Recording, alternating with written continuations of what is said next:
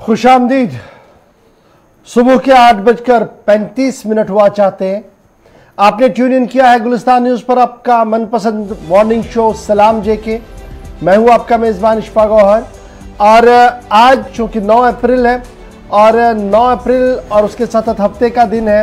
बहुत सारे लोग घर पे ही होंगे, वीकेंड की छुट्टियां बना रहे होंगे और कुछ लोग घर से बाहर निकलने की तैयारी में भी होंगे, दफ्तर जाने की तैयारी में होंगे। और हम इस तैयारी में हैं कि हर पल आपको जम्मू कश्मीर और मुल्क के बाहर होने वाले हर छोटे बड़े वाक़े से बाखबर करें, क्योंकि प्रोग्राम सलाम जेके में सुबह 10 बजे तक आपके सामने रहते हैं, जहां पर खबर होती है, तजिया होता है, तबसरा भी होता है। और 9:40 का वक्त होता है जब आप और हम हस्बे वादा बात भी करते हैं। और ये बातचीत इंतहाई अहम इसलिए बन जाती है क्योंकि मामला आपका होता है और हुकूमत की नोटिस में लाने का वक्त होता है, यानी मसाइल और मुश्किलात को हुकूमत की आगाही हो, हुकूमत उससे बाखबर रहे। इस सिलसिले में उसकी भी हमारी कोशिश रहती है और लगातार इस ट्रांसमिशन को टीवी पर आप देख रहे हैं, और अगर आप गाड़ी चला रहे हैं, घर से बाहर हैं, तो आप हमारे साथ भी ज्वाइन करेंगे फेसबुक पर, क्योंकि लाइव नशरियात फेसबुक पर जारी है। यूट्यूब पर आप हमारे साथ ज्वाइन कर सकते हैं। आप हमारे साथ ज्वाइन करेंगे और कहाँ पर जी? इंस्टाग्राम पर, और हमारी ऑफिशियल वेबसाइट www.gulistannews.in पर ही लॉगिन, सब्सक्राइब और शेयर जरूर कीजिएगा, ताकि आपके एक शेयर से जम्मू कश्मीर के असल हकायक दुनिया भर तक आ सके। फिलहाल बढ़ते हैं आगे और हस्बे वादा सबसे पहले जरा माजी को याद करते हैं कि माजी में आज के दिन अहम तरीन वाकयात में से कौन से ऐसे वाकयात हैं जिन्हें याद दिला रहे हैं मेरे साथी आज दिल्ली स्टूडियो में आसिफ रशीद। खुशामदीद, बहुत बहुत शुक्रिया आप सभी का। Good morning. और आज 9 अप्रैल है। 9 अप्रैल 2022 के दिन हिस्ट्री ऑफ द डे में ख़ास क्या है ज़रा वो आपको बताते हैं। और आज का दिन अंग्रेज़ी कैलेंडर के मुताबिक 1965 का 9 अप्रैल भारत और पाकिस्तान के एतबार से काफ़ी अहमियत का हामिल, जहां दोनों ममालिक के दरमियान जंग का बाकायदा आगाज़ हुआ था, कशीदगी थी, और आज के दिन एक दूसरे पर फायरिंग की शुरुआत की गई थी 1965 की जंग में। साल 2008 में नेपाल के अंदर आईन साज असेंबली के लिए पहली मरतबा वोट डाले गए और 13 बरस इस अमल को मुकम्मल होने के बाद दोबारा इसको ख़त्म करने की कोशिशें हुई, लेकिन ऐसा नहीं हुआ। लेकिन साल 2008 9 अप्रैल का आज का दिन नेपाल की तारीख में बहुत ही अहम। 1756 में आज के दिन बंगाल के नवाब अली वर्दी खान का 80 बरस की उम्र में इंतकाल हुआ। इसके अलावा साल 2003 में इराक में बाथ हुकूमत का इख्ताम हुआ, जहां पर सद्दाम हुसैन की हुकूमत के खिलाफ मुसलसल साजिशों के बाद बिलाखिर उन्हें इक़्तिदार से हटाया गया था। 1838 में लंदन में नेशनल आर्ट गैलरी खोली गई। शुरुआत आज के दिन हुई, जहां दुनिया भर की तस्वीर रखी गई हैं और दुनिया भर की ऐसी अहम चीज़ें हैं जो कई ममालिक की सकाफत को और वहाँ की तारीख को आज के दिन भी लंदन के इस खास म्यूज़ियम के अंदर दिखाती हैं, उसको निखारती हैं। 1972 में साबिक सोवियत यूनियन यानी रशिया और इराक ने दोस्ती के मुआहिदे पर दस्तखत किए। 1972 में दोनों के दरमियान एक अहम मुआहिदे पर दस्तखत हुए, जिसके बाद दोनों ने अमेरिका के खिलाफ जंग के दौरान भी एक दूसरे से कंधा मिलाया। 1991 में आज ही का दिन था जब जॉर्जिया ने रूस पर आज के दिन अपनी आज़ादी का ऐलान किया, और आज योम आज़ादी है, यानी 30 से 31 बरस आज जॉर्जिया की आज़ादी को मुकम्मल हो गए हैं। और इसके अलावा साल 1940 में जर्मनी ने दूसरी जंग अज़ीम में, जहां पर दूसरी जंग अज़ीम के खिलाफ नॉर्वे और डेनमार्क पर हमला किया। जॉर्जिया की आज़ादी भी आज के दिन, और दूसरी जंग अज़ीम में ये पेशरफ्त भी आज ही हुई 9 अप्रैल साल 1940 में, जब जर्मन ने दूसरी वर्ल्ड वॉर के अंदर नॉर्वे और डेनमार्क पर एक साथ हमला किया। आज की तारीख में हिस्ट्री ऑफ द डे में बस इतना ही, लेकिन प्रोग्राम का बाकायदा आगाज़ करेंगे। शुरुआत आज भी जम्मू कश्मीर की खबरों से, जहां पर मिलिटेंसी मुखालिफ ऑपरेशन अलग अलग इलाकों में इस वक्त भी जारी है।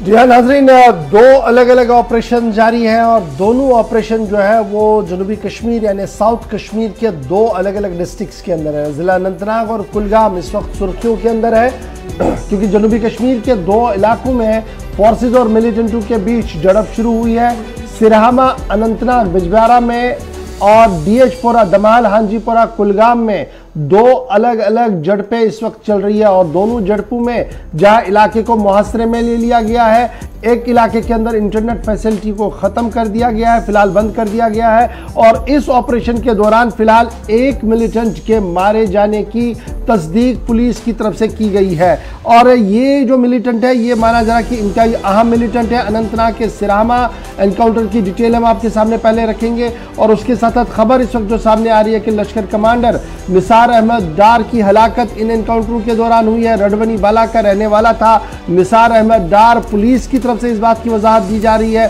पुलिस राया इस तरीके की बात करे और कई दहशतगर्दाना कार्रवाइयों में मुलविस था। पुलिस रिकॉर्ड के मुताबिक निसार अहमद। बड़ी खबर की जनूबी कश्मीर अनंतनाग के सिरामा बिजबेहरा में एनकाउंटर इस वक्त हुआ है। लश्कर कमांडर के मारे जाने की हलाकत की खबर वहां से आ रही है और जब यह खबर सामने आ रही है तो जराया बता रहे हैं कि रडवनी बाला का रहने वाला निसार अहमद डार जो पिछले कई अरसे से मिलिटेंसी की सफों में शामिल था वो एनकाउंटर के अंदर मारा गया है और कई हसास मामलों में उसकी तलाश पुलिस को थी। 2 या 3 मिलिटेंटों के छुपे होने की इत्तला पहले से अनंतनाग के सिरामा बिजबेहरा इलाके में पुलिस को मिली, जिसके बाद अलल सबा आज सहरी से ही कबल इस पूरे इलाके को मुहाशरे में लिया गया था और यहां पर इंटरनेट मोबाइल फैसिलिटी जो है वो डाउन कर दी गई और इसके साथ साथ दमहाल हांजीपोरा का जो इलाका है वहां पर भी मिलिटेंट के मारे जाने की इत्तला इस वक्त सामने आ रही है। तो कुल मिलाकर 2 मिलिटेंट अगर आप देखें तो 2 मिलिटेंटों के मारे जाने की खबर आ रही है। फिलहाल चलते हैं जी सिरामा अनंतनाग के सिरामा बिजबेहरा इलाके में जहां से हमारे साथ फोन लाइन पर ज्वाइन कर चुके हैं फिदा हुसैन। फिदा, बहुत शुक्रिया ज्वाइन करने के लिए। खबर यह है कि एनकाउंटर शुरू हो गया और आज सुबह जब सहरी लोग खा रहे थे तो सिक्योरिटी एजेंसियां अपने काम में मशगूल थी, जिसके बाद पूरे इलाके के अंदर गोलियों की गनगरिज भी सुनी गई है और अब खबर यह है कि एक मिलिटेंट कमांडर मारा गया है। देखिए बिल्कुल इशफाक, मैं आपको बता दूं कि अगर हम सिरामा इलाके की बात करेंगे, सबसे पहले बात करेंगे सिरामा की, क्योंकि इसकी टोपोग्राफी जो है वो काफी अहम है, क्योंकि जनूबी कश्मीर का जिला अनंतनाग और जिला अनंतनाग का हल्का इंतखाब बिजबेहरा और हल्का इंतखाब बिजबेहरा का ये सिरामा इलाका जो कि रिहायशी इलाका है और इस रिहायशी इलाके में रात देर गए सिक्योरिटी फोर्सेस को एक खबर मिलती है कि इलाके में कुछ मिलिटेंट जो है वो छुपे हो सकते हैं। उसके बाद जब वहां पर सिक्योरिटी फोर्सेस पहुंची, हालांकि जिस तरह से आपने अपने आगाज में भी कहा कि सहरी के वक्त गोलियों की आवाज जो है वो सुनाई दी गई है। सहरी के वक्त जब गोलियों की आवाज सुनाई दी गई तो लोगों ने कहा कि कहीं ना कहीं पे इलाके में मिलिटेंट और सिक्योरिटी फोर्सेस के बीच झड़प जो है वो शुरू हो गई है और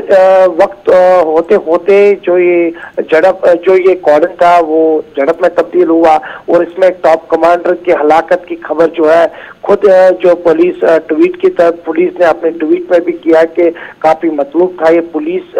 हिस्ट्री में पुलिस के लिए तो काफी अहम बड़ी कामयाबी मानी जाती है पुलिस के लिए एक लश्कर कमांडर का ये हलाकत होना। लेकिन अगर हम अभी भी बात करेंगे इस इलाके की, अभी भी वहां पर कोऑर्डिनेट सर्च ऑपरेशन जो है वो अभी भी जारी है। इस तरह से अभी इस ऑपरेशन को खत्म नहीं किया गया। हालांकि एक मिलिटेंट के हलाक होने की खबर तो है, लेकिन उसके बाद भी सिक्योरिटी फोर्सेस जो है वो पूरे इलाके में अभी भी नजर आ रही है। इजाफी सिक्योरिटी फोर्सेस को इलाके में भेजा गया है अमन कानून को बाहर रखने के लिए। इंटरनेट सहूलियात को मुअत्तल किया गया है। अभी इंटरनेट सहूलियात जो है वो इलाके में बंद पड़ी हुई है। हालांकि सिर्फ ये बिजबेहरा इलाके में ही महदूद इसी इलाके में अभी इंटरनेट को बंद किया गया। हालांकि रेस्ट जो जिला है वहां पर इस वक्त इंटरनेट जो है वो उसको बहाल किया गया, लेकिन बिजबेहरा इलाके में इंटरनेट को बंद किया गया है। एक चीज और भी बताइएगा फिदा हुसैन, जब ऑपरेशन चल रहा है तो क्या नेशनल हाईवे के आसपास मूवमेंट है उस पर कोई असर पड़ा, वहां मुतासिर हुई है? इतलात ये भी थी कि मजीद मिलिटेंट हो सकते हैं इलाके के अंदर। देखिए आसिफ, अगर हम नेशनल हाईवे की बात करेंगे काफी दूर पड़ता है ये नेशनल हाईवे से, और नेशनल हाईवे और इस इलाके का दूर का भी वास्ता नहीं है। लेकिन जहाँ पे आपने कहा कि क्या और मिलिटेंट हो सकते हैं, क्या वाकई तौर पे अगर इनके पास सिक्योरिटी फोर्सेस के पास इनपुट था कि और भी मिलिटेंट हो सकते हैं तो तभी तो ऑपरेशन अभी भी जारी है। हालांकि अगर एक मिलिटेंट हलाक होता है तो उसके बाद कहीं ना कहीं पर जब सिक्योरिटी फोर्सेस को एक मिलिटेंट की खबर होती तो शायद वो कॉर्डन को वहां पे ऑफ करते, लेकिन अभी भी कॉर्डन है, अभी भी कॉर्डन को नहीं हटाया गया है। और कितना वक्त लगेगा ये कहना मुश्किल है, लेकिन अभी भी इस ऑपरेशन में एक मिलिटेंट के हलाक होने की खबर है। ऑपरेशन अभी भी जारी है। बहुत शुक्रिया। फिदा हुसैन बता रहे थे सिरामा बिजबेहरा एनकाउंटर में फिलहाल एक मिलिटेंट के मारे जाने की खबर आ रही है और मिलिटेंट का ताल्लुक मकामी तौर पर बताया जा रहा है लश्कर का कमांडर है ये और इंतहाई मतलूब तरीन कमांडरों की फहरिस्त में इन्हें रखा गया था और आईजीपी कश्मीर ने भी इस बात की तस्दीक कर दी है कि मिलिटेंट जो है वो मकामी तौर पर मारा गया है। और अब जरा कुलगाम चलते हैं जी, क्योंकि कुलगाम से अब्दुल हमीद हमारे साथ ज्वाइन कर चुके हैं। हमीद, बहुत शुक्रिया जी ज्वाइन करने के लिए। बड़ा दिलचस्प मामला है, 2 एनकाउंटर चल रहे हैं और दोनों साउथ कश्मीर के अंदर है। फिदा हुसैन थोड़ी देर पहले बता रहे थे कि एक मिलिटेंट मारा गया। अब जब हम अनंतनाग की बात करते हैं, कुलगाम जिले की बात करते हैं, यहां पर भी जो हमें खबर रसा इदारे हैं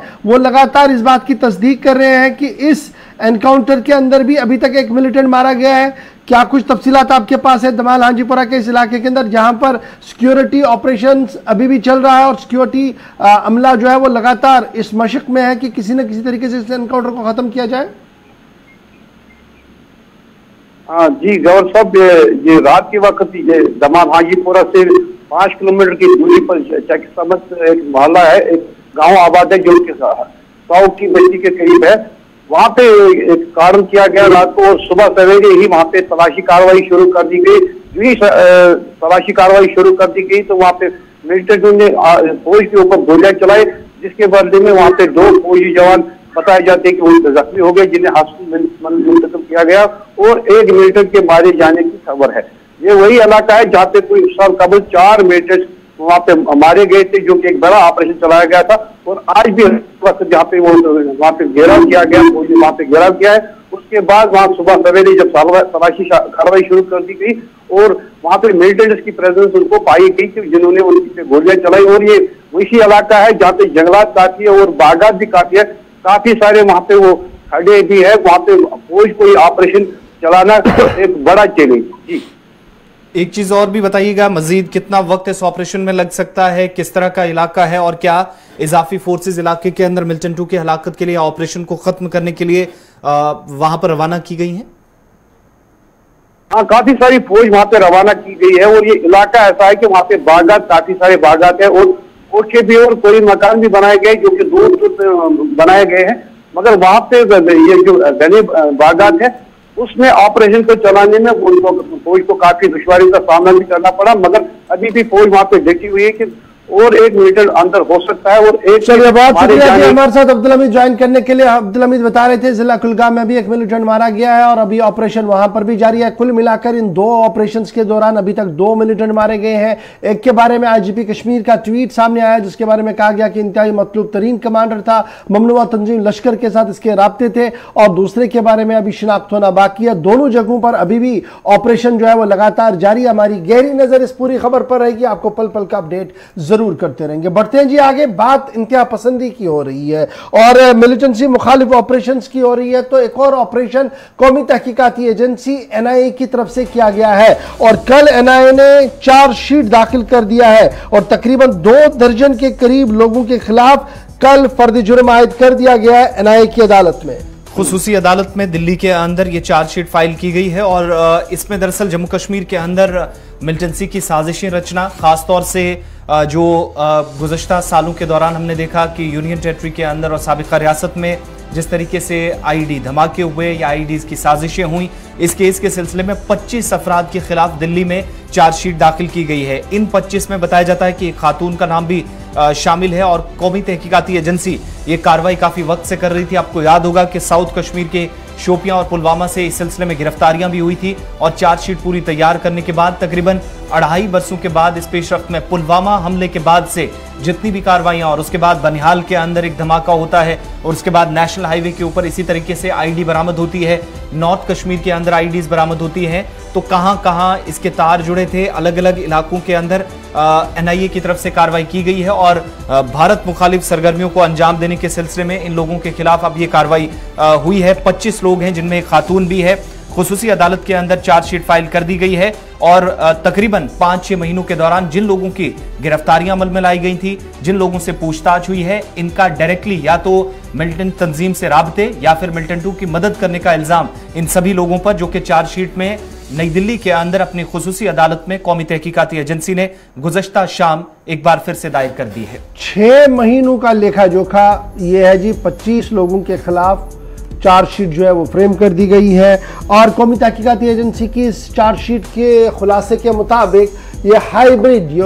जिस पर काफ़ी सियासत हो रही है और जिस पर काफ़ी ज़्यादा गुफ्तगू भी हो रही है जम्मू कश्मीर के अंदर, हाइब्रिड मिलिटेंसी को परवान चढ़ाने की जो कोशिशें हैं इससे उन्हें नाकाम कर दिया गया है और कई ऐसे मॉड्यूल्स का पर्दाफाश किया है जो जम्मू कश्मीर के अंदर इंतहा पसंदी और दहशतगर्दाना कार्रवाइयों को आगे बढ़ाने की फिराक में थे। ये कौमी तहकीकाती एजेंसी का रिपोर्ट बताता था। तो ये तो अच्छी खबर कि एनआईए ने कल चार्जशीट दाखिल कर दी है। 25 लोगों के खिलाफ फर्द जुर्म जो है वो आयद कर दिया गया है, एक खातून समेत यानी एक लड़की भी है और कुल मिलाकर 24 लोग और होंगे, यानी 25 का टोटल फिगर है जी जिनके खिलाफ केस जो है वो दर्ज किया गया है। बढ़ते हैं जी आगे, बात केसेस की हो रही है तो आपको एक और केस की खबर भी बताते चले, लेकिन खबर जरा सरहद पार की भी है और असर भारत से भी है। खबर आ रही है कि मुंबई हमलों के मास्टरमाइंड हाफिज सईद को 31 साल की सजा सुना दी गई है। अदालत ने सईद पर 3,40,000 रुपया जुर्माना भी आयद कर दिया है और सईद इससे पहले भी अदालत के अंदर जब आए थे तो उनके खिलाफ कार्रवाई हुई थी। हाफिज सईद पर एक बार फिर पाकिस्तानी अदालत ने कार्रवाई की है, जुर्माना भी आयद किया है और साथ साथ अब बाज़ाब्ता तौर पर उनके खिलाफ 31 साल की सजा सुना दी है। एंटी टेरर कोर्ट के जज एजाज अहमद बतर ने कल ये फैसला रात देर गए सुनाया, जिसमें उन्होंने कहा कि हाफिज सईद के ऊपर जो 2 FIR counter terrorism department Punjab Pakistan police ने आयद किए थे 21/19 और 99/21, उन पर सुनवाई की गई है और उनमें एक केस में 15 साढ़े 15 साल, एक केस में 16.5 साल की सजा जो है वो सुना दी गई है और इस सजा को सुनाने के बाद कई बड़ी चीज़ें जो है वो सामने आ रही है। आपको याद होगा कि हाफिज मोहम्मद सईद जो है ये पिछले कई सालों से लगातार सुर्खी में बने हैं और हाफिज सईद मजहबी पेशवा के तौर पर भी वहाँ पाकिस्तान के अंदर देखे जा रहे थे और उसके बाद जमात दावा और दीगर जमातों की बुनियाद रखने में भी वो कामयाब हुए थे और इन दिनों लश्कर के साथ राब्तों के सिलसिले में उन पर जो है वो कार्रवाई हुई है। ऑलरेडी अक़वाम मुत्तहिदा का जो लिस्ट है उसमें भी इन पर इनाम जो है वो रखा गया है। ये तो पाकिस्तानी पार्ट ऑफ इस खबर का है जी, लेकिन भारत की तरफ से गैजेट जारी कर दिया गया है, भारतीय हुकूमत की तरफ से भी गैजेट जारी कर दिया गया और इस गैजेट के मुताबिक वजारत दाखिला ने जो गैजेट जारी किया है, इस गैजेट के मुताबिक हाफिज मोहम्मद सईद, हाफिज सईद का जो बेटा है उसके खिलाफ भी अब पाबंदियां हैं, यानी वो भी मोस्ट वांटेड लिस्ट में आ गया है। हाफिज सईद के लिए तो ऑलरेडी वो वांटेड लिस्ट में था, MHA ने नोटिफिकेशन जारी कर दी है जिसके तहत हाफिज सईद हाफिज तलहा सईद जो बेटे हैं हाफिज मोहम्मद सईद के और सीनियर लीडर लश्कर तैयबा के हैं और बाज़ाब्ता तौर पर जमात दावा के साथ भी इनका ताल्लुक है। UAPA एक्ट 1967 की कई शिकों के तहत इन पर पाबंदी आयद कर दी गई है और ये भी मोस्ट वांटेड लिस्ट में चले गए हैं। अनलॉफुल एक्टिविटीज प्रिवेंशन एक्ट 1967 का हवाला दिया गया है जिसके तहत ये कहा गया कि मुख्तलिफ शिकों के तहत हाफिज तलहा सईद वलद हाफिज मोहम्मद सईद जिनकी उम्र डेट ऑफ बर्थ 25 अक्टूबर बताई जा रही है 1975, लाहौर पाकिस्तान के रहने वाले हैं, लीडर है लश्कर तैयबा के और हेड क्लर्क है जी लश्कर विंग यूथ के। इनको बाज़ाब्ता तौर पर इंतहा पसंदी और दहशतगर्दाना कार्रवाइयाँ मुल्क के अंदर यानी भारत के अंदर फैलाने और अफगान मुजाहिदीन के साथ मिलकर हालात को ख़राब करने का इल्ज़ाम है। इसलिए तमाम तर शवाहिद को देखने के बाद हाफिज तलहा सईद को भी मोस्ट वांटेड लिस्ट में डाल दिया गया है। थोड़ी देर पहले गैजेट नोटिफिकेशन जो है वो भारत सरकार की तरफ से जारी कर दी गई है और UAPA यानी अनलॉफुल प्रिवेंशन एक्ट के तहत ये कार्रवाई हुई है इस गैजेट के मुताबिक। इससे पहले तकरीबन 12 घंटे पहले पाकिस्तान के एंटी टेरर कोर्ट के अंदर समाअत होती है तलहा के वालिद की और उसके बाद चूंकि उन पर पहले से ही 5 केसेस चल रहे थे जिनमें 36 साल की सजा वो काट रहे थे, लेकिन दूसरी तरफ 31 साल की सजा उन्हें एक बार फिर सुनाई गई और इसके साथ साथ न सिर्फ पाकिस्तान के अंदर दहशतगर्द के 2 अलग अलग जो केसेस, एक लाहौर के अंदर ब्लास्ट हुआ और उससे पहले बलूचिस्तान से लेकर पंजाब तक जो धमाके हुए उनमें भी हाफिज सईद का नाम आया था, जिसके बाद पाकिस्तान के अंदर कार्रवाई की जा रही थी और दूसरी तरफ अब जाकर हिंदुस्तानी हुकूमत की तरफ से भी कार्रवाई करते हुए यूएपीए के तहत हाफिज सईद के बेटे को इस वक्त दहशतगर्द जो है वो ऑफिशियली करार दिया गया है, जिन पर पाकिस्तान के अंदर भी 3 केसेस मुख्तलिफ केसेस चल रहे हैं और 2 एफआईआर इस वक्त उनके खिलाफ भी। चलिए जनाब, ये तो थी जनाब बात तलहाल और हाफिज सईद की, लेकिन मामला जरा जम्मू कश्मीर का भी बताते हैं। एक और नोटिस जारी कर दी गई है और यह लुकआउट नोटिस साबिक वजीर के खिलाफ जारी कर दी गई है, क्योंकि साबिक वजीर पिछले कई दिनों से रोपोश है और पुलिस लगातार उनकी तलाश में जुटी हुई है। अब जम्मू कश्मीर के अंदर ही नहीं बल्कि जम्मू कश्मीर के बाहर भी इंटेलिजेंस जराया और स्टेट पुलिस के साथ राब्ता करके छापामार कार्रवाइयों को तेज कर दिया गया है। हवाला केस के सिलसिले में जम्मू कश्मीर पुलिस ये कार्रवाई कर रही है और मतलूब जो साबिक वजीर बाबू सिंह है उनके खिलाफ लुकआउट नोटिस जारी कर दिया है। बाकायदा सिर्फ ये लुकआउट नोटिस, इसको 3 दिन हो चुके हैं, लेकिन पड़ोसी रियासतों से भी अब मदद ली जा रही है, चूंकि ऐसा शक जाहिर किया जा रहा है जम्मू कश्मीर पुलिस की तरफ से कि हो सकता है कि हवाला के जरिए या जो जितनी भी ट्रांजैक्शंस हुई इन सब से बचने के लिए और पुलिस के सामने हाजिर ना होना, ये इस बात की गवाही देते हैं कि शायद बाबू सिंह या उनके बाकी जो साथी हैं वो कहीं मुल्क से बाहर ना हो जाएं, मुल्क से फरार होने की कोशिश ना करें। इसलिए पड़ोसी रियासतों जिनमें पंजाब और नई दिल्ली भी शामिल है, जहां पर एजेंसीज जो इंटेलिजेंस एजेंसीज हैं, खुफिया इदारे काम कर रहे हैं, उनको अलर्ट पर रखा गया। और इसके अलावा जो पुलिस ने काम किया है लुकआउट नोटिस के साथ, उसमें बाबू सिंह की तस्वीर भी मुख्तलिफ रियासतों के साथ शेयर की गई है ताकि ये पता लगाया जा सके अगर वो कहीं से भी किसी हवाई अड्डे पर जाता है, कहीं से फरार होने की कोशिश करता है, मुल्क से बाहर जाने की कोशिश करता है, तो उसके उस मंसूबे को नाकाम बनाया जाए इससे कब्ल कि जब वो मुल्क से यहां से मुल्क से फरार हो जाए। लेकिन जम्मू कश्मीर के अंदर ये मामला तकरीबन 3 हफ्ते कब्ल जब हवाला केस के सिलसिले में बताया यह गया कि मुख्तलिफ गैर कानूनी ट्रांजैक्शन हुई थी और इन लेन देन के मामले में हवाला के जरिए जो लेन देन हुआ था इसमें कुछ लोगों की गिरफ्तारियां हुई थी, कुछ से पूछताछ हुई थी, तो उस दौरान बाबू सिंह का भी नाम सामने आया था और बाबू सिंह के पास भी एक बड़ी रकम मुख्तलिफ बैंक अकाउंट्स के जरिए हवाला ट्रांजैक्शन के जरिए जो हुई थी उस पर पुलिस ने कार्रवाई शुरू करते हुए उन्हें 2 मरतबा तलब भी किया था, लेकिन वो सामने नहीं आए, पुलिस के सामने हाजिर नहीं हुए, जिसके बाद ये कार्रवाई चल रही है। और पुलिस सरबराह दिलबाग सिंह के बयान के मुताबिक अब सिर्फ जम्मू कश्मीर तक ये मामला महदूद नहीं है, लखनपुर से नीचे भी यानी जम्मू कश्मीर की सरहदों से बाहर भी अब नजर रखी जा रही है और लुकआउट नोटिस के साथ साथ अलग अलग रियासतों के अंदर तस्वीर वायरल की जा रही हैं और पुलिस ने जारी की हैं, जिसका मतलब ये हुआ कि मतलूब साबिक वजीर अगर कहीं फरार होने की मुल्क से कोशिश करता है तो उसको नाकाम बनाया जाए और गिरफ्तारी जितना जल्दी हो सके वो अमल में लाई जाए ताकि मजीद इस केस को आगे बढ़ाया जा सके। लेकिन अभी तक जम्मू कश्मीर पुलिस ने यह पेशरफ जरूर की है, ताहम बाबू सिंह के मुतालिक कोई खास कार्रवाई इस पेशरफ में जब हुई है तो खास कामयाबी नहीं मिली है, जिसका खुलासा खुद जम्मू कश्मीर पुलिस के सरबराह दिलबाग सिंह भी कर चुके हैं। चलिए जनाब, लुकआउट नोटिस के बाद जरा बात सरहद पार की भी करते हैं और भारत की तरफ से मौकफ सामने आया है। लगातार पाकिस्तान के अंदर जो अदम इस्तेकाम की तहरीकें चल रही है, इस बीच लगातार पाकिस्तानी इस्टेब्लिशमेंट और पाकिस्तानी जिम्मेदारों की तरफ से भारत पाकिस्तान के रिश्तों को बेहतर बनाने के हवाले से बयानात जारी किए जा रहे थे। उस पर रद्द-ए-अमल जो है वो भारत सरकार की तरफ से दिया गया और भारत सरकार की तरफ से साफ कर दिया गया कि मौजूदा हालात के बीच आगे बढ़ना नामुमकिन है। हालात तभी बेहतर हो सकते हैं जब इंतहा पसंदी और दहशतगर्दाना कार्रवाइयों को पाकिस्तानी सरजमीन पर इजाज़त नहीं दी जाए, यानी मुल्क मुखालिफ, भारत मुखालिफ कार्रवाइयाँ वहाँ से ना चलें। इसकी जमानत, पेशगी जमानत जब तक ना हो तब तक शायद दोनों मुल्कों के बीच आगे बढ़ना नामुमकिन होगा। ये बात बड़ा इंपॉर्टेंट है कि दोनों मुल्कों के बीच हालात को बेहतर बनाने के सिलसिले में कई कोशिशें कई बार पाकिस्तान की तरफ से पहल की गई है, लेकिन भारत सरकार की तरफ से वजारत खारजा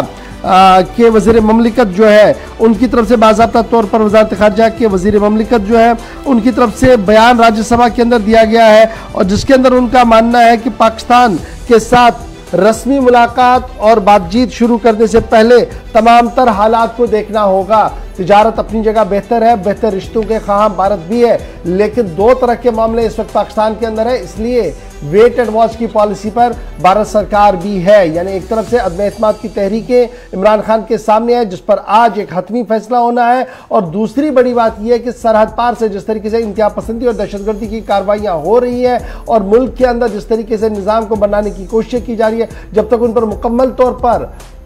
पाबंदियां नहीं आयद होती हैं और हालात को बेहतर बनाने के लिए मुअस्सर कदम नहीं उठाए जाते हैं, तब तक शायद भारत और पाकिस्तान के बीच रिश्ते बेहतर हो कहना मुमकिन नहीं है।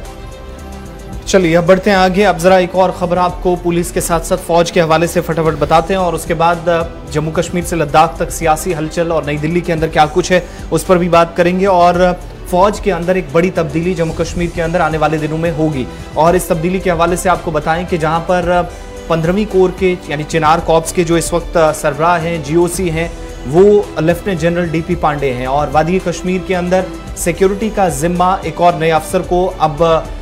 डिफेंस मिनिस्ट्री सौंपने जा रही है और लेफ्टिनेंट जनरल अमरदीप सिंह उजला, जिनके मुतालिक बताया जाता है कि जून के महीने में वो अब चार्ज संभालने जा रहे हैं और नई जिम्मेदारी उन पर होगी कि वो नॉर्थ कश्मीर से सेंट्रल और साउथ कश्मीर के अंदर या वैली के अंदर लाइन ऑफ कंट्रोल की सारी सूरत हाल पर वो नजर रखेंगे बतौर सीनियर ऑफिसर। और जो जानकारी है और दिफाई जराया बता रहे हैं कि जून के महीने में चूंकि नॉर्थ कश्मीर के अंदर जहां पर 28 इन्फेंट्री डिवीजन नॉर्थ कश्मीर के अंदर लेफ्टिनेंट जनरल उज्ज्वला जो कि इससे पहले भी काउंटर टेररिस्ट ऑपरेशंस का हिस्सा बन चुके हैं, एक वसी तजुर्बा उनका है फौज के साथ और अब उन्हें नई जिम्मेदारी और लेफ्टिनेंट जनरल जो इस वक्त हैं डीपी पांडे उनकी जगह ये लेंगे। लेकिन जून के महीने में वादी के अंदर सिक्योरिटी का नया जिम्मा जो है वो अब नए सीनियर चिनार कॉर्प्स के officer lieutenant general Amardeep Singh Ujjwala को दिया जाएगा। चलिए जनाब, अब जरा बात करते हैं पड़ोसी नई यूनियन टेरिटरी लद्दाख की भी और लद्दाख के अंदर सियासी पारे की भी बात करते हैं। लद्दाख एक छोटा सा खित्ता, 2 जिले लेकिन यूनियन टेरिटरी का दर्जा है और दोनों जिलों के अंदर हमाहंगी पैदा हो इस सिलसिले में 2 अलग अलग कमेटियां भी बनी है। एक कमेटी की सरबराही LAB और एक कमेटी की सरबराही KDA कर रहा है और दोनों ने एक बड़ा मुतालबा मरकज के सामने रख दिया था कि मरकजी इंतजाम का रियासत का दर्जा तो ठीक है लेकिन स्टेटहुड का दर्जा दिया जाए और स्टेटहुड में असेंबली का क़याम हो। इस सिलसिले में दोनों LAB और KDA ने कई बार मशावरत भी की थी और अब ये अंदाजा लगाया जा रहा था कि गर्मियों का मौसम आने के साथ साथ ही मशावरत और ज़्यादा तेज़ होगी और भारत सरकार पर दबाव डालने के लिए कई चीज़ें जो है वो की जाएंगी। इधर खबर ये है कि अब मरकजी हुकूमत ने इस बात का इशारा दे दिया है कि मरकज बातचीत के लिए तैयार है लेकिन शर्त अव्वल ये है कि स्टेटहुड का जो नारा है उसे तरक किया जाए। ये बड़ी बात जरा से जो हमारे पास सामने आ रही है कि LAB और KDA के लिए ये फीलर्स भेज दिए गए हैं कि आप अपने मौक़िफ़ में तब्दीली लाएं, स्टेटहुड के डिमांड को तरक करें और बाकी मामलात पर बातचीत के लिए मरकजी हुकूमत तैयार है। अब माना जा रहा है कि दोनों जमातें LAB और KDA जो है आने वाले चंद दिनों के अंदर अंदर मशावरत और मीटिंगों का सिलसिला भी तेज करेंगे। लद्दाख के अंदर जो सूरत हाल बन रही है उसमें 2 इंतहाई अहम जिले हैं, करगिल और लेह। और जहां तक करगिल की आप बात करेंगे तो करगिल डेमोक्रेटिक अलायंस नाम से एक बड़ा अलायंस बना है और जब आप लेह की बात करते हैं तो LAB के नाम से लद्दाख एपेक्स बॉडी के नाम से एक कमेटी फ्रेम अप की गई थी जिन्होंने 6 शेड्यूल से लेकर बुनियादी बातों तक अपनी गुफ्तगू की थी और बाद में मरकज के सामने भी अपनी बात को रखने के लिए कोशा थे और कई बार मीटिंग्स भी की। इस पूरे अमर में BJP दोनों कमेटियों से बाहर है, इस बात का भी खुला ख्याल आप रखिएगा। लेकिन बड़ा सवाल ये है कि अब करगिल के अंदर हिल डेवलपमेंट काउंसिल के चुनाव भी होने हैं और चुनाव से पहले जिस तरीके की सरगर्मियां हो रही है उससे ये साफ लग रहा है कि आने वाले गर्मा में सियासी पारे में काफी ज्यादा गर्माहट लद्दाख के अंदर जो है वो देखने को मिल सकती है। LAB और KDA का इजलास आने वाले दिनों में हो सकता है, जराया हमें बता रहे हैं, इस तरीके की खबर सामने आ रही है क्योंकि मरकज की तरफ से ये फीलर दे दिया गया है कि बातचीत के लिए कमर बस्ता हो जाइए लेकिन शर्त अव्वल ये है कि आप अपने बुनियादी मौक़िफ़ स्टेटहुड से दस्तबरदार हो जाए। बाकी जितने भी मामले हैं कानून और आईन के दायरे के तहत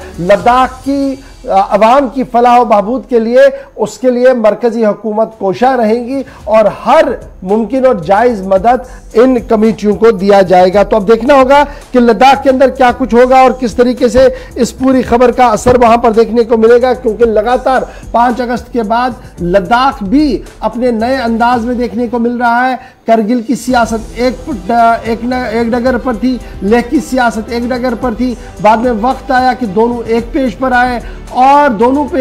एक पेज पर आने के साथ साथ जहां असेंबली के क़याम की मांग हुई, जहां पर 6 शेड्यूल से बढ़कर मांग की गई, वहीं पर बुनियादी सतह पर बेरोजगारी और दीगर मामलों पर भी तवज्जो मबजूल कराने की कोशिश कमेटियों की तरफ से की गई है। लेकिन मरकज ने फिलहाल ये फिलर दे दिया है कि एक पॉइंट इन सब में से जो रियासत के दर्जे का है उसे हज़फ किया जाए, निकाला जाए। बाकी मानदा बातचीत के लिए मरकजी हुकूमत तैयार है। देखना होगा कि LAB और KDA इस पेशकश को किस तरीके से देखती है। अगरचे ना भी LAB और ना ही KDA ने खुलकर इस बात की हामी भरी है कि मरकज के किसी भी नुमाइंदे ने उन तक इस तरीके की बात पहुंचाई है, लेकिन हमारे जराया लगातार ये बता रहे हैं दिल्ली के अंदर कि इस तरीके का फिलर और इस तरीके की बात दोनों लीडरों तक पहुंचा दी गई है। चलिए, एक तरफ की बात थी और इससे पहले कि हम ब्रेक पे जाएं, ब्रेक पे जाने से पहले आपको जरा ये भी बताते हैं कि जम्मू कश्मीर के अंदर चूंकि नॉर्थ कश्मीर का नॉर्थ इंडिया का इस वक्त जो पूरा हिस्सा है वहां पर शदीद गर्मी पड़ रही है। मुल्क की मुख्तलिफ रियासतों और यूटीज़ के अंदर सूरत हाल लगभग एक जैसी बनी है, लेकिन किस तरीके से निज़ाम इससे मुतासिर हो रहा है या निज़ाम के लिए चैलेंजेस कैसे बढ़ रहे हैं वो भी ज़रा आपको बताएंगे। और जम्मू के साथ साथ वादी कश्मीर के अंदर भी मुसलसल गर्मी बढ़ती जा रही है, पारा और भी ऊपर चढ़ता जा रहा और टेम्परेचर के बढ़ने के साथ साथ इंतजामिया का टेम्परेचर भी बढ़ रहा और चैलेंजेस लेफ्टिनेंट गवर्नर इंतजामिया के लिए बढ़ रहे हैं। और बात PDD के हवाले से करेंगे। डिपार्टमेंट ऑफ जो पावर डेवलपमेंट कॉर्पोरेशन है जम्मू कश्मीर के अंदर, बिजली महकमा है, उस पर किस तरीके से दबाव बढ़ रहा है। अप्रैल का महीना शुरू हुआ है लेकिन पहले हफ्ते से ही खबर यह है कि बिजली का बहरान जम्मू कश्मीर यूटी के अंदर महसूस किया जाने लगा है और बिजली कटौती से अवाम परेशान है। LG का वो वादा कि बिजली की खपत जो है वो आने वाले चंद महीनों का हवाला देते हुए कहा था कि पूरी हो जाएगी, वो लगभग खत्म होता या अधूरा या खोखला होता साबित नजर आ रहा है। अप्रैल के पहले हफ्ते में जब बिजली का बहरान है तो इससे मुतद्दिद इलाकों के अंदर बिजली सप्लाई मुतासिर होने की इतलात इस तरीके से मौसूल हो रही है। एक तो कि जो जम्मू कश्मीर के अंदर जो नया सनतों के लिए 3-3 घंटे में कटौती होगी बिजली की, वो शेड्यूल जारी किया गया। तो उसके साथ ये भी कई इलाकों के अंदर जहां पर 4 से 5 घंटे तक शिद्दत की गर्मी के दौरान भी इस वक्त सप्लाई बंद रखी जा रही है, जिसके बराह रास्त मनफी असरात अवाम पर पड़ रहे हैं। जम्मू के मुख्तलिफ डिस्ट्रिक्ट से ये शिकायत मिल रही है कि एक तरफ जहां 30 के पार चंद एक इलाकों में जहां पर गर्मी बिल्कुल नहीं पड़ती थी वहां पर भी इन दिनों लोग खूब पसीने में हैं, लेकिन दूसरी तरफ बिजली डिपार्टमेंट पर शायद सबके नजरें थी कि इस बार गर्मियों के अंदर लेफ्टिनेंट गवर्नर का खुद भी वादा था और खुद पावर डेवलपमेंट कॉर्पोरेशन का भी वादा था, PDD हुकाम की जो सेक्रेटरीज और चीफ सेक्रेटरीज तक ये वादा करते रहे कि इस बार बिजली की वो खपत पूरी कर दी जाएगी, जिसकी वजह से गर्मियों के 4 महीनों के दौरान जम्मू के अवाम को मुश्किलात पेश आती थी। लेकिन अब जहां खबर यह है कि 15 से 25 के दरमियान वादी के उन इलाकों में भी गर्मी पहुंच गई है जहां पर गर्मी बहुत कम पड़ती थी और उन इलाकों में भी बिजली का अब ज्यादा कटौती होना शेड्यूल में ये बड़ा इंपॉर्टेंट है। जब गर्मियां बढ़ती है तो आप AC इस्तेमाल करते हैं और लाजमन है फैन AC का इस्तेमाल करना। इस वक्त जम्मू के अंदर 200 मेगावाट शॉर्टफॉल है और जब आप सर्दियों में कश्मीर की ओर देखते हैं तो सूरत हाल ऐसी होती है, 200-250 मेगावाट 300-400 मेगावाट तक शॉर्टफॉल पहुंचता है। और श्रीनगर के हम ये कह रहे हैं जनाब आप तो हीटर का बेतहाशा इस्तेमाल करते हैं, जम्मू आते हैं तो बताते हैं जनाब आप तो बेतहाशा इस्तेमाल फैन क्या करते हैं, एसीज क्या करते हैं। बहरहाल मामला ये है कि लोड शेडिंग हो रही है और लोड शेडिंग की वजह से अब आने वाले दिनों में और मुश्किलें जो है वो बढ़ सकती हैं जम्मू के उन लोगों की जिनसे सिर्फ चंद हफ्ते पहले ये वादा किया गया था कि 24/7 बिजली आपको मिलेगी। ये बात याद रखिएगा कि 21 मार्च 2022 को लेफ्टिनेंट गवर्नर ने अनाउंस कर दिया था कि 0 शेड्यूल पावर कट रहेगा जी 6603 घरों के लिए जो जम्मू के अंदर स्मार्ट मीटर एरियाज के लिए आए हैं। लेकिन जब आज के दिन आप देखते हैं तो सबसे ज्यादा पावर कटिंग का सिलसिला उधर ही देखने को मिल रहा है। एक तो ये बात है, फिर नॉर्दर्न ग्रिड से मजीद पावर खरीदने के लिए भी अभी सरकार कोई कोशिश नहीं कर रही है, जिसकी वजह से लोगों को मुश्किलों का सामना जो है वो करना पड़ रहा है। और तीसरा ये कि रेट्स बढ़ रही है और रेसिप्रोकेट में यानी जो हम वापस पैसा भर रहे हैं वो उतना नहीं जा रहा है, जिसकी वजह से काफ़ी ज़्यादा डेफिसिट और गैप जो है रेवेन्यू गैप जो है वो बढ़ रहा है, इसको भी ध्यान में रखा जा रहा है। तो ये सारी चीज़ें जो है वो इस वक्त चल रही है, लेकिन बड़ा सवाल यह है अगर बिजली नहीं तो सन्नत नहीं, और सन्नत नहीं तो माइशत नहीं, और माइशत नहीं तो आपके कारोबार का जो पहिया है वो जाम हो जाता है। हालात हमारे सामने हैं, इससे कबल कई बार इस तरीके की सूरत हाल से रूबरू होना पड़ा जम्मू सूबे को, और कई हजार करोड़ रुपए का नुकसान भी हुआ। इसमें एक और भी है, 14 फरवरी को लेफ्टिनेंट गवर्नर ने इशफाक सांबा के अंदर जहां पर 22 के करीब जो पावर प्रोजेक्ट से पावर ट्रांसमिशन थे उनका न सिर्फ इनॉग्रेशन किया, बल्कि ये कहा गया कि 216 करोड़ रुपए इन पर खर्च होंगे, और ये सारी सूरत हाल विद इन 1.5 महीने के दौरान उन इनॉग्रेशन के बाद हो रही है। चलिए जनाब, छोटा सा ब्रेक के यहाँ पर ब्रेक के उस पार आएंगे तो बात जरा और आगे बढ़ाएंगे। बिजली की कटौती के बाद बात करते हैं सरकार के एक और बड़े फैसले की, क्या वो फैसला होगा वो भी आपको बताएंगे। कोरोना की रफ्तार कहां पर है वादी कश्मीर और जम्मू के अंदर, उस पर भी गुफ्तगू करेंगे, और कुछ और छोटी बड़ी खबरों से आपको बाखबर करेंगे, और थोड़ी देर में फिर पाकिस्तान की बड़ी खबर से भी आपको बाखबर करेंगे, जहां पर आज एक बार फिर एक बड़ा तमाशा होने जा रहा है। लेकिन छोटा सा ब्रेक।